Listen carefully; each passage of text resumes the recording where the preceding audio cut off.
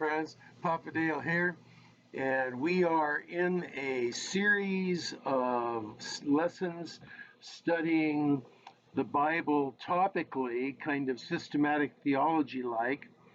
And today we are in lesson number 5 out of about 100 lessons on that topic. The name of the study is Bible Doctrine in a Nutshell. And today's lesson is titled The Authority of Scripture. This lesson is being recorded on January the 3rd, 2024. And so I'll put on my reading glasses so I'm able to read my notes. You're going to see me reach up here from time to time to scroll my notes because they're posted right above my camera here. So here we go. Number 5, the authority of Scripture. Jesus said the Scripture cannot be broken. John 10:35. The analysis of the objective and subjective facts underlying the Scripture form a body of evidence that overwhelmingly supports the idea that the Bible is divinely inspired.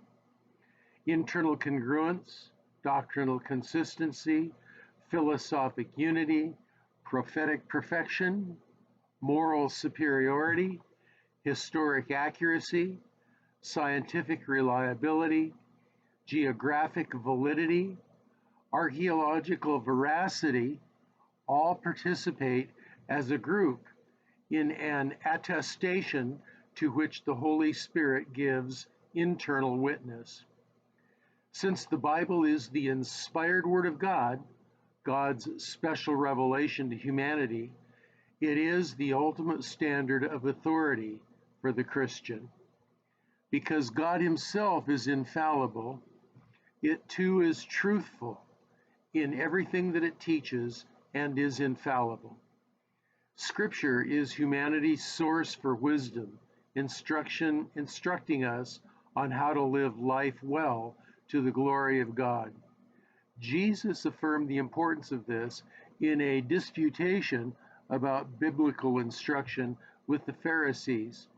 He concluded the matter by saying, quote, Jesus answered and said unto them, Ye do err, not knowing the Scriptures, nor the power of God. End quote. Matthew 22:29. Submitting to the authority of Scripture means that we are to believe and obey God by believing and obeying His Word. It is the foundation of all Christian doctrine and faith, according to Romans chapter 10, verse 17. In its original form, called the autographs, the Bible is inerrant, true in all it professes, true in all it professes to be true. Ancient writing tools, however, were more fragile than modern.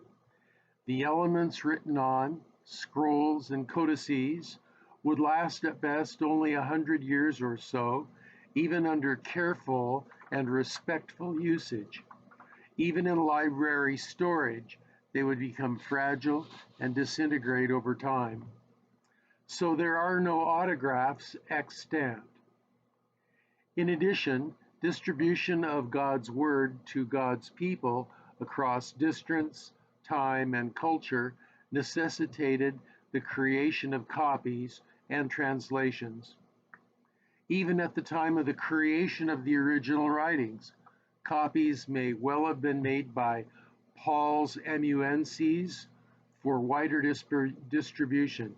Amanuenses, that's just a fancy word for secretary. The letter to the churches in Galatia may be one such. It's nearly certain that a copy of John's letters we call the Revelation was sent to each of the 7 churches addressed. In the sum of its thousands of copies, translations, and quotations from antiquity to the present, scholars have derived a core body of content that is considered both inerrant and infallible, and so retains the very authority of God. Because the judgment and reason of humankind is sin-stained, it can only be correctly understood by the born-again believer, as is spoken of in 1 Corinthians 2, chapter 14, and as led by the Holy Spirit, according to John chapter 16, verse 13. Because it is the very Word of God, the authority of the Bible has priority over and is supreme above all other authority exercised by men, church councils, or leaders. All are subject to it. The quintessential evangelical statement regarding the authority of the Bible that proceeds from its inerrancy and infallibility is articulated by what is called the Chicago Statement on Biblical Inerrancy, formulated as the summary statement of an evangelical conference held in October 1978 in Chicago, USA, and this is accessible online just by Googling it. So there you have it. That is the lesson number 5, the authority of Scripture. If you have questions or comments, you're able to leave those below, or you can find me on my Facebook page, Facebook Dale Warren will get you there, or you can direct message me on Facebook direct message feature.